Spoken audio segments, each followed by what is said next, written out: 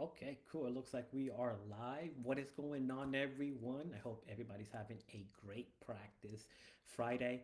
If you don't know, my name is Will Zapata here with Apollo Energy, and this is our Beyond the Solar series. Basically, where we're gonna not just get into solar energy, renewable energy, but also how to make sure that you're the best version of yourself physically, mentally, emotionally, and everything down the line to help us make sure that we can live a purposeful and an intentional life. So, if you saw the heading, today we're going to talk about why do electric rates continue to rise, specifically if you live in Rhode Island, Connecticut, and Massachusetts. Real story about myself. I realized that electric rates were going up recently because I got an email from the utility company basically advising me that they do expect rates to go up. And the way they made it sound really like, or should I say, the way that they tried to lessen the blow was stretching it over a year and making it seem like, hey, it's only going to go up a couple of dollars. But this is something that we tend to experience every single year. There's electrical committees or utility committees that they basically get to vote and decide on reasons that they need to increase the rates.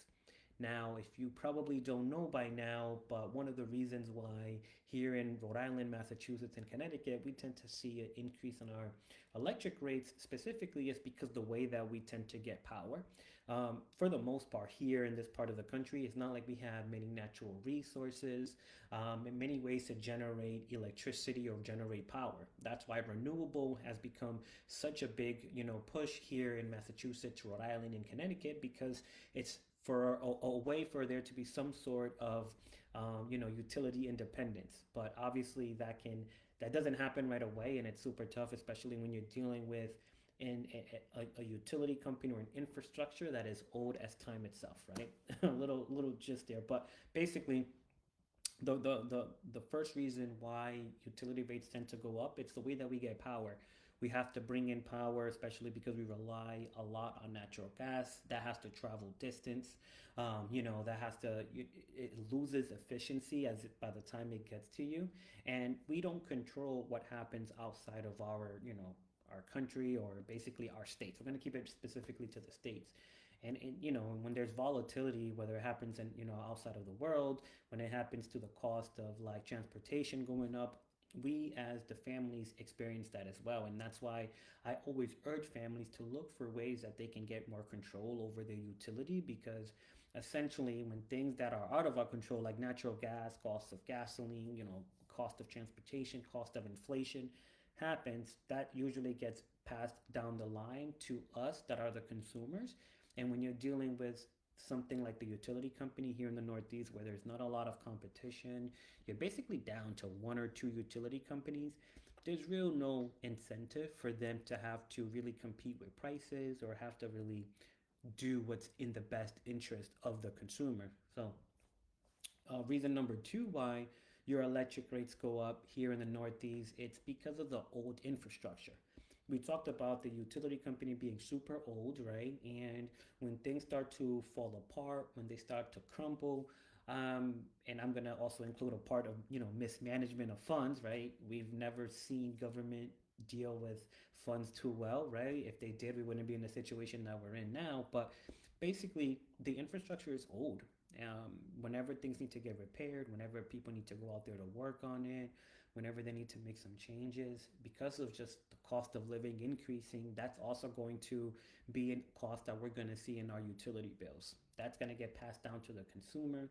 At the end of the day, the utility companies are private companies, or they're public companies, should I say, where they are truly loyal to the shareholders. So they have to essentially show that they're making a profit.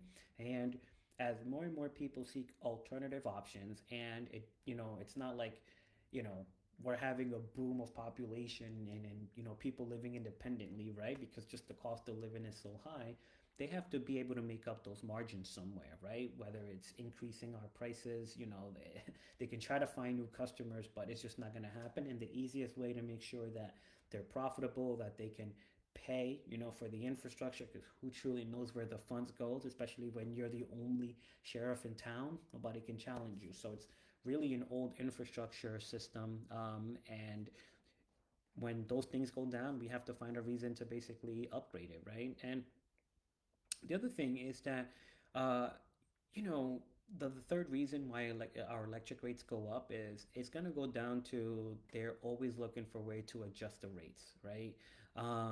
Unfortunately, because we have no control, we have no other option as to where we can get our power. Um, the utility companies are ultimately going to make the decision as to what the electric rates need to be. I always like to tell some, families that I meet with that California is a great indicator as to where things are going. California does a time of use. I tell families be very, prepared for that to come here in the Northeast, which basically means that when more people are on the grid and using it, they're going to charge you more for that time of the day where you're using it. And unfortunately, that's going to also cause your rates to go up. It's going to fluctuate, and it's going to ultimately mean that you have a lot less control over what you're paying for your utility rates.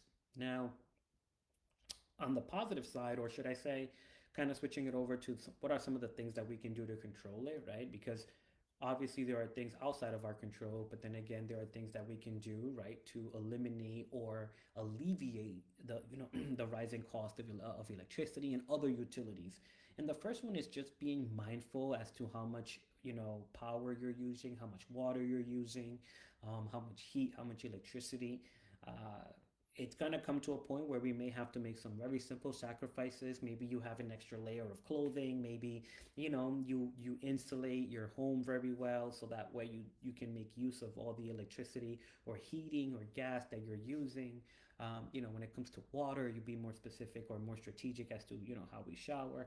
I love a hot bath, right? So I totally understand that those things might be a little bit crazy, having to make those sacrifices. But what I'm saying is that if we can prepare for it and we can control what we can control, that kind of gives us a little bit more stability when it comes to what we pay for our utilities.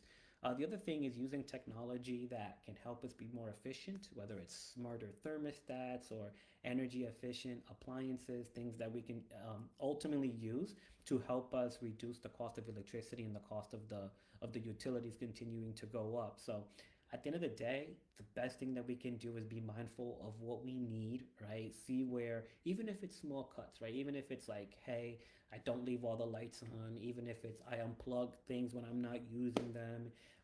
Just little things that we can do to be mindful of our use will definitely go a long way when it comes to how we have control or take control of our utility rates. So I hope you guys were able to find that helpful. Again, my name is Will Zapata. Please feel free to share, comment, like, what techniques you use to save on your utilities.